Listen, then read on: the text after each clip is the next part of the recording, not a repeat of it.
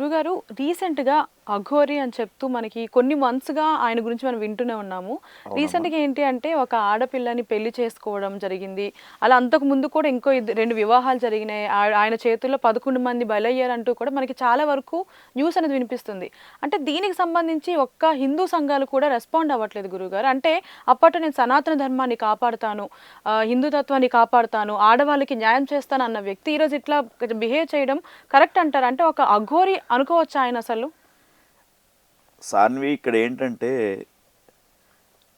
అసలు అఘోరి అంటే ఎవరో హ్మ్. మొట్టమొదలు.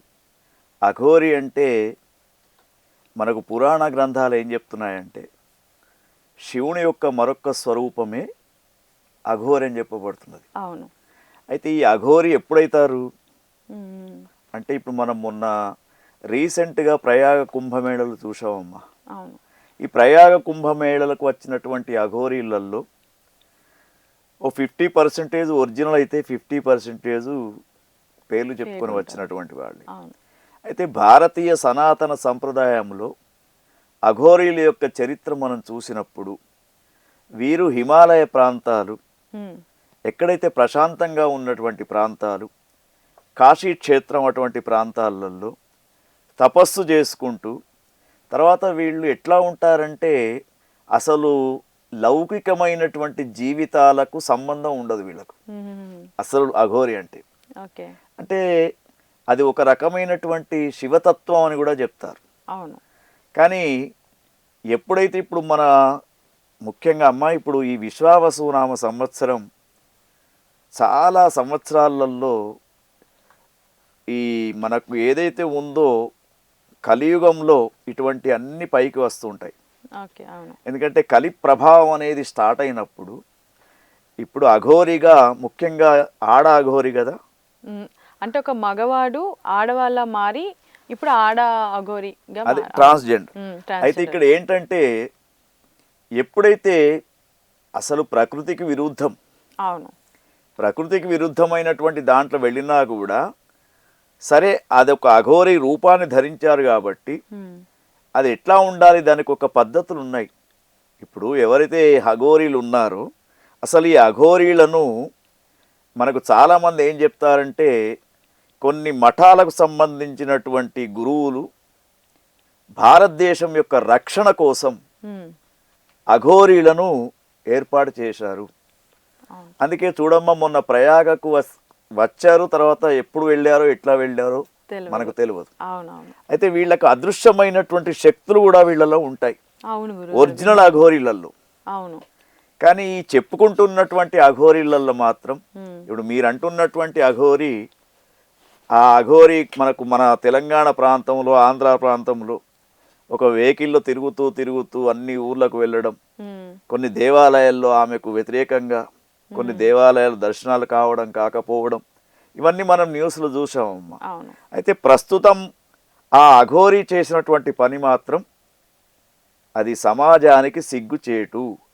అఘోరీలను చెప్పుకుంటున్నటువంటి ఏదైతే వాళ్ళ తెగ ఉందో హ్మ్. వాళ్ళందరికీ కూడా అవమానకరమైనటువంటి విషయం. అవును. ఎందుకంటే భారతీయ సనాతన సంప్రదాయం ఏమిటంటే అఘోరీలను ఒక గౌరవంగా, అవును. ఆ అఘోరీలు ఏం చేస్తారమ్మా వాళ్ళకు అసలు ఈ ప్రపంచంతో సంబంధం ఉండదు, హుహు. లౌకికమైనటువంటి జీవనంతో సంబంధం ఉండదు, సంసార బంధం అనేది ఉండదు. హుహుహు. అవంతా వాళ్ళు ఎట్లా అంటే శివుని యొక్క ధ్యానంలో లీనమై ఉండాలి. అవును. తర్వాత వాళ్ళ ఆహారం కూడా మనం చూస్తుంటాం కదనమ్మా, శవాల పైన కూర్చొని ఏదో కొంత తీసుకుని ఆహారంగా శ్మశానంలో శ్మశాన వాటికలో అవును. ఉంటూ ఉంటారు. కాబట్టి మరి అటువంటి అఘోరీ రూపంలో ఉన్నటువంటి వాళ్లకు ప్రకృతికి విరుద్ధంగా అయినటువంటి వాళ్ళు హ్మ్. వివాహం చేసుకోవడం ఏమిటి? ఇప్పుడు వివాహం చేసుకున్న తర్వాత కూడా ఆ అమ్మాయి యొక్క జీవితం హ్మ్. ఎట్లా ఉంటుంది? మరి ఏదైతే మార్పు అనేది జరిగిందో అవును. సంసార జీవితానికి వాళ్ళు ఏ విధంగా కూడా సాధ్యం కారు. కాదు. అవును. కాబట్టి ఇదంతా కూడా ఇది కలియుగ ప్రభావం, హుహుహు. కలి తాండవం చేస్తూ ఉంది. కాబట్టి కలియుగ ప్రభావం అనేది ఇంకా సాన్వి ఇటువంటి సంఘటనలు ఇంకా చూస్తూ ఉంటాం మనం. అమ్మో!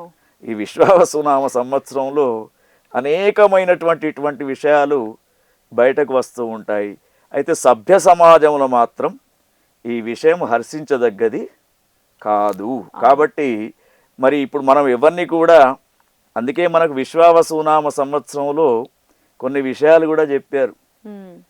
దొంగ బాబాలు, దొంగ సన్యాసులు, అవును, మనమే చెప్పుకున్నాం కదా. తర్వాత ఈ విధంగా కొంతమంది దొంగ వేషాలు వేస్తూ ఉన్నటువంటి వాళ్ళు ఈ విశ్వావసునామ సంవత్సరంలో బయటకు వస్తారు. అవును, ఎందుకంటే సూర్యుడు రాజు కాబట్టి అనుకోనటువంటి యొక్క గమ్మత్తుగా ఉండే ఇది ఒక రకంగా నవ్వాలా బాధపడాలా తెలియదు. అవునుగా, నిజంగా. ఎందుకంటే శివస్వరూపాన్ని పోలినటువంటి అఘోరి మరి ఈ ప్రాంతాలలో తిరగడం ఏమిటి?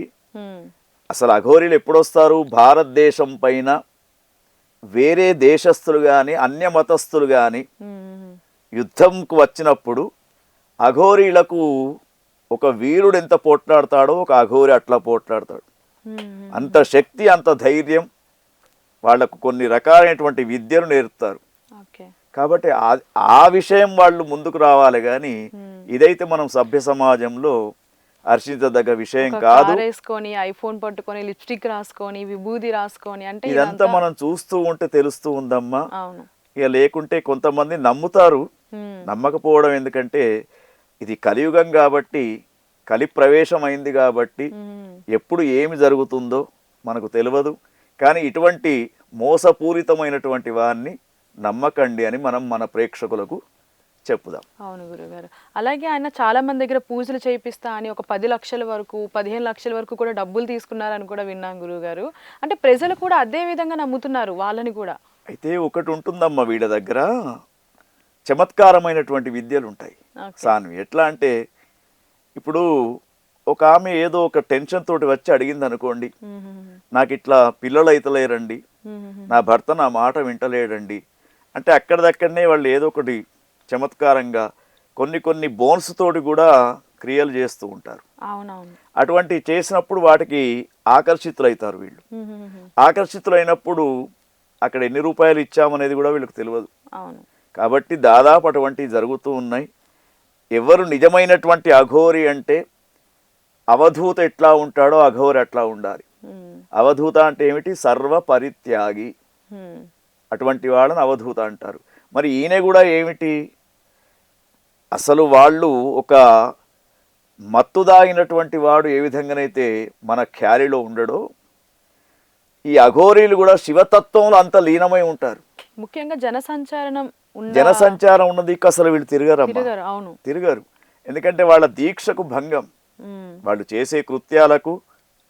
తర్వాత ఇప్పుడు సభ్య సమాజంలో అఘోరీలు బట్టలు కట్టుకోరు, నాగబాబాలని చెప్పేసి అఘోరీలు అని చెప్పేసి వాళ్లకు మరి సభ్య సమాజంలో వాళ్ళు తిరుగుడు కూడా తిరగరు. ఈ రకరకాలైనటువంటి వేషాలు వేసుకోవడం, లౌకికంగా దొరుకుతున్నటువంటి సెల్ ఫోన్స్ వాడడం, ఇవన్నీ వాడడం అనేది కూడా అఘోరీ తత్వానికి వ్యతిరేకం అని మనకు తెలిసినటువంటి జ్ఞానం ద్వారా మనం చెప్పుకోవచ్చు. అవును గురుగారు. దీన్ని కూడా ప్రతి ఒక్క హిందూ సంఘం తీసుకోవాలంటే దీన్ని చూసి మళ్ళీ ఇంకొంతమంది వస్తారు గురుగారు, ఇట్లా చేయొచ్చు డబ్బులు దోచుకోవాలని. కానీ సో మీరు ఎలా అయితే దీనికోసం స్పందించారో ప్రతి ఒక్క హిందూ సంఘం కూడా స్పందించాలి, దీనికి ఒక కఠిన చర్యలు తీసుకోవాలని అయితే కోరుకుంటున్నాను. తప్పకుండానమ్మా, ఎందుకంటే సమాజంలో మిగతా వాళ్లకు ఇది ఒక దారిలాగా ఏర్పడుతుంది. అవును. కాబట్టి ఇటువంటి దుశ్చర్యలను దూరం చేయడానికి ప్రతి హిందూ కూడా నడుం కట్టుకొని మన హిందూ దేశాన్ని కాపాడడం ఏ విధంగానైతే ఉందో ఇటువంటి అసాంఘికమైనటువంటి చర్యలను కూడా దూరం చేయాలి అని మనం కోరుకుందాం. అవును గురుగారు, ధన్యవాదాలు. శుభమస్తు.